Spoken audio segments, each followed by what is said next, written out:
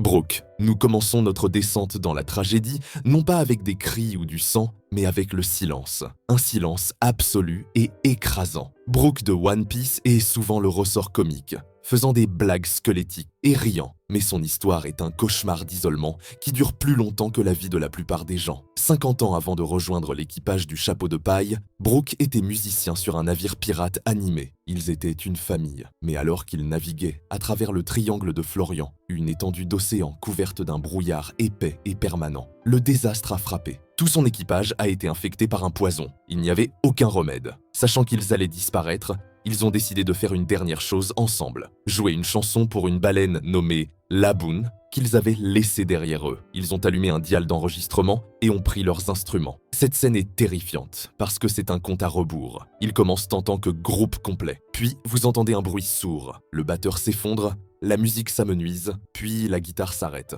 Un par un, Brooke a regardé ses meilleurs amis tomber sur le pont, sans vie, jusqu'à ce qu'il soit le seul à jouer un solo pour un navire rempli de cadavres. Ensuite, Brooke est décédé aussi, mais grâce à son fruit du démon, son âme est revenue. Le problème était le brouillard. Il était si épais que son âme s'est perdue pendant 1 an. Le temps qu'il retrouve son navire, son corps n'était plus qu'un squelette. Il a ressuscité dans un cauchemar. Pendant les 50 années suivantes, Brooke a dérivé seul sur ce navire. Pas d'internet, pas de livres, personne. Juste les restes pourrissants de ses amis. Il ne pouvait pas partir, car le gouvernail était cassé. Imaginez le bilan psychologique. Il se réveillait, disait « bonjour » à un tas d'os et attendait. Il admet avoir pleuré jusqu'à ce que ses yeux pourrissent. L'humour qu'il utilise maintenant est un mécanisme de défense qu'il a construit juste pour empêcher son esprit de craquer complètement. Il a passé 5 décennies en isolement cellulaire en mer, s'accrochant à une promesse faite à une baleine juste pour avoir une raison d'exister, Yakimaru. Alors que Brooke souffrait d'isolement, notre prochain personnage a souffert du vol de sa propre existence.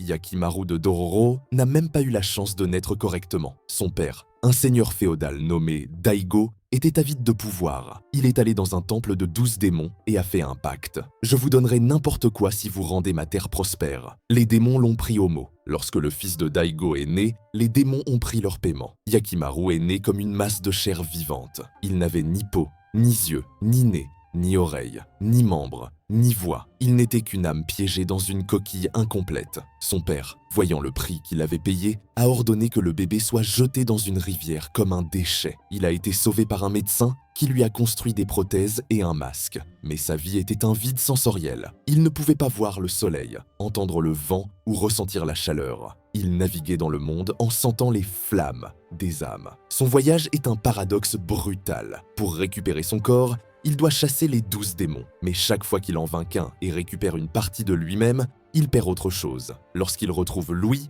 le bruit de la guerre et des cris le submergent. Lorsqu'il retrouve le sens de la douleur, chaque combat devient une agonie. C'est un garçon qui réalise qu'être humain fait mal. La tragédie s'approfondit lorsqu'il affronte sa famille. Son père et son frère veulent l'éliminer, car son existence menace la prospérité de leur terre. Son père l'a littéralement vendu pour de la pluie et des récoltes. Son propre frère vole ses yeux nouvellement retrouvés lors d'un combat. Yakimaru ne combat pas seulement des monstres, il combat une famille qui le voit comme une monnaie qu'ils ont déjà dépensée. Il doit sculpter son humanité dans un monde qui a essayé de l'effacer, avant même qu'il ne prenne sa première respiration. Ai Enma. Si Yakimaru a été trahi par son père, Ai Enma, de la fille des enfers, Hellgirl, a été trahie par son monde entier. Elle apparaît comme une adolescente calme et sans émotion, mais elle est en réalité un esprit vieux de 400 ans, piégé dans un travail qu'elle déteste. Son origine nous ramène à un village rural du Japon féodal. Les villageois croyaient que pour garder le dieu de la montagne heureux,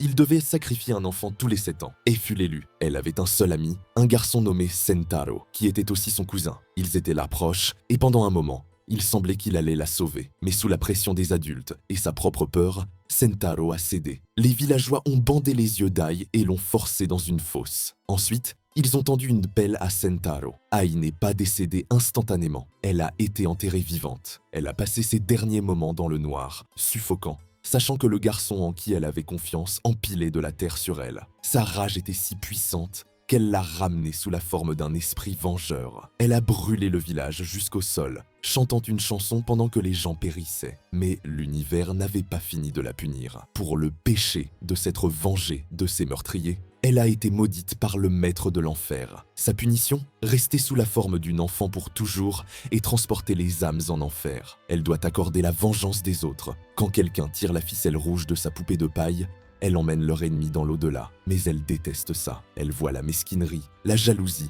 et la cruauté des humains chaque nuit depuis des siècles. Elle est la victime d'un rituel, qui est maintenant forcée de diriger un rituel elle-même. Elle est à la fois la prisonnière et la gardienne, dépouillée de sa liberté parce qu'elle a osé être en colère à propos de son propre meurtre. Lucie, des villages anciens. Nous passons à la cruauté moderne. Lucie d'Elfenlied explore l'idée que les monstres sont fabriqués et non nés. Lucie est un Diclonius, une mutation humaine avec de petites cornes et des bras télékinétiques invisibles appelés vecteurs. Enfant, elle ne voulait blesser personne. Elle a été abandonnée dans un orphelinat où la négligence était stupéfiante. Les autres enfants se moquèrent de ses cornes, la traitant de monstre et d'animal. Elle avait exactement une source de joie, un chiot errant qu'elle avait trouvé dans les bois. C'était la seule chose vivante qui ne la jugeait pas. Elle le nourrissait, le cachait et l'aimait. Mais elle a commis une erreur fatale. Elle a confié son secret à une fille de l'orphelinat. Cette fille l'a dit aux brutes. Dans l'une des scènes les plus déchirantes de l'anime, les brutes ont traîné le chiot dehors. Ils ne l'ont pas simplement emmené. Ils ont battu l'animal jusqu'à ce qu'il ne bouge plus,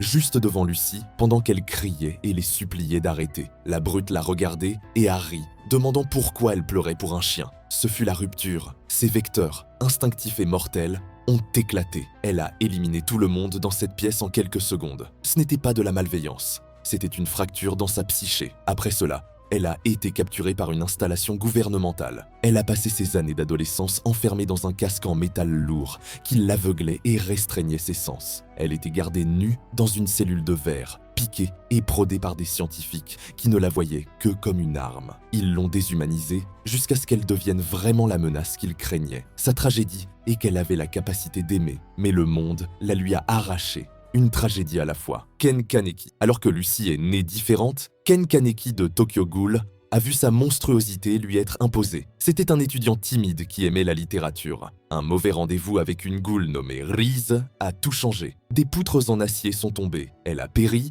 et les médecins ont transplanté ses organes en lui pour sauver sa vie. Il s'est réveillé en tant que demi-ghoul. Son hamburger préféré avait le goût d'une éponge mouillée. L'odeur de son meilleur ami lui donnait faim. Il a passé la première partie de sa nouvelle vie à s'affamer, terrifié à l'idée de perdre son humanité. Mais son véritable point de rupture est survenu aux mains de Jason, une ghoul de l'organisation Aogiri. Jason ne voulait pas d'informations, il voulait un jouet. Il a attaché Kaneki à une chaise dans une pièce au sol, quadrillée pendant 10 jours. Il a utilisé des pinces pour retirer les doigts et les orteils de Kaneki. Parce que Kaneki était une ghoul, il repoussait. Jason attendait la guérison, puis recommençait. C'était une boucle infinie d'amputations. Pour empêcher Kaneki de perdre conscience, Jason lui faisait compter à rebours à partir de 1000 par tranche de 7. 1000, 993, 986. Le calcul gardait son cerveau actif pour qu'il puisse ressentir chaque seconde de la douleur. Ensuite, Jason a mis un scolopendre dans l'oreille de Kaneki, le laissant ramper dans son crâne. Mais la douleur physique n'était pas la pire partie. Jason a amené 2 autres prisonniers,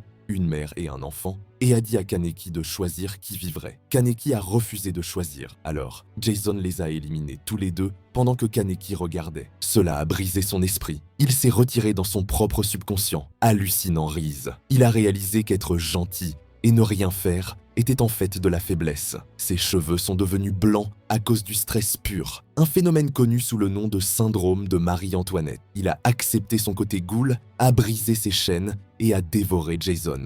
Il a survécu, mais le garçon doux et amoureux des livres avait disparu, remplacé par quelqu'un de froid et brisé. Subaru Natsuki. La torture physique guérit, mais les souvenirs restent. Subaru Natsuki de Re:Zero porte les souvenirs les plus lourds de tous. C'est un gars normal, transporté dans un monde fantastique avec une seule capacité, le retour par la mort. Cela ressemble à un point de sauvegarde de jeu vidéo, mais c'est une malédiction. Chaque fois qu'il décède, il réapparaît à un moment antérieur. Il se souvient de la douleur de la lame, du froid de mourir gelé, des dents des monstres. Dans ses premiers jours, il a senti son estomac se faire trancher par un assassin. Il a senti la vie s'écouler hors de lui, puis il s'est réveillé, parfaitement bien.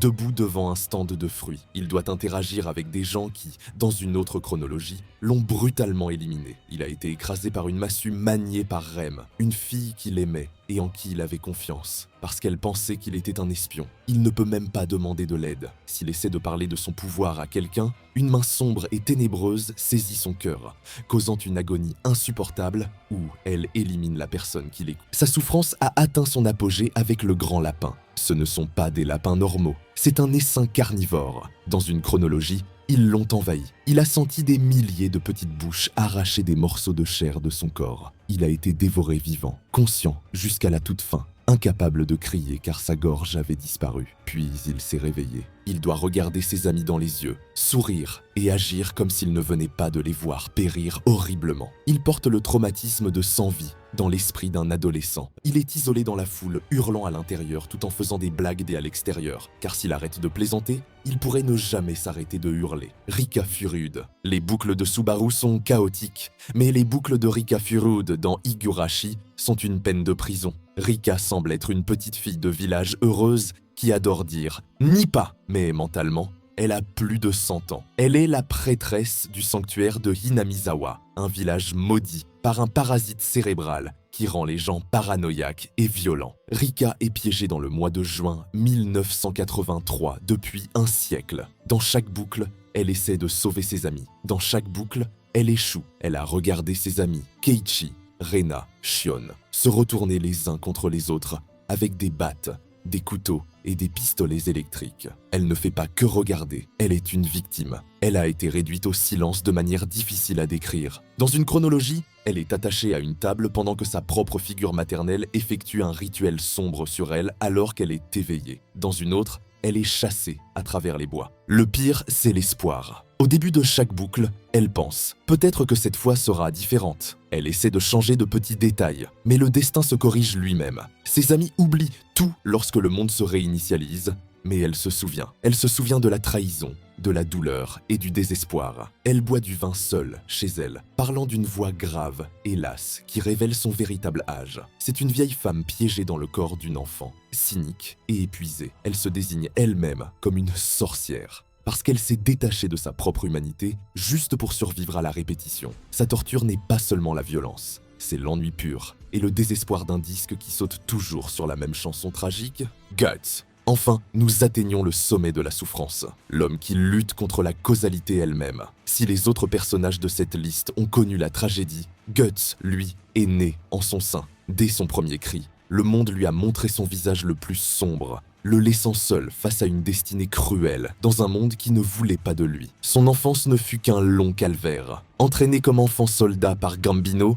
Guts n'a connu que le froid de l'acier. Mais la pire blessure ne fut pas celle du champ de bataille. Ce fut la trahison ultime de sa seule figure paternelle, une trahison si profonde qu'elle a brisé son innocence à jamais. Pour survivre, il a dû commettre l'irréparable, ôter la vie à celui qui lui avait tout appris. Pourtant, ce n'était que le prologue de l'éclipse. Guts avait enfin trouvé une famille auprès de la troupe du Faucon et de son chef, Griffith. Mais l'ambition de ce dernier a tout consumé. Pour devenir un seigneur démon, Griffith a sacrifié ses propres frères d'armes. Guts a été condamné à l'impuissance, forcé de voir ses amis disparaître dans un cauchemar éveillé, et de voir la femme qu'il aimait, Casca, perdre l'esprit face à l'horreur absolue. Pour s'échapper de cet enfer, il a dû payer le prix de sa propre chair, emportant avec lui des cicatrices que le temps ne pourra jamais refermer. Aujourd'hui, il porte la marque. Les ténèbres le traquent sans relâche, lui refusant le moindre repos. Pour protéger une Casca brisée par le traumatisme, il revêt l'armure du berserker.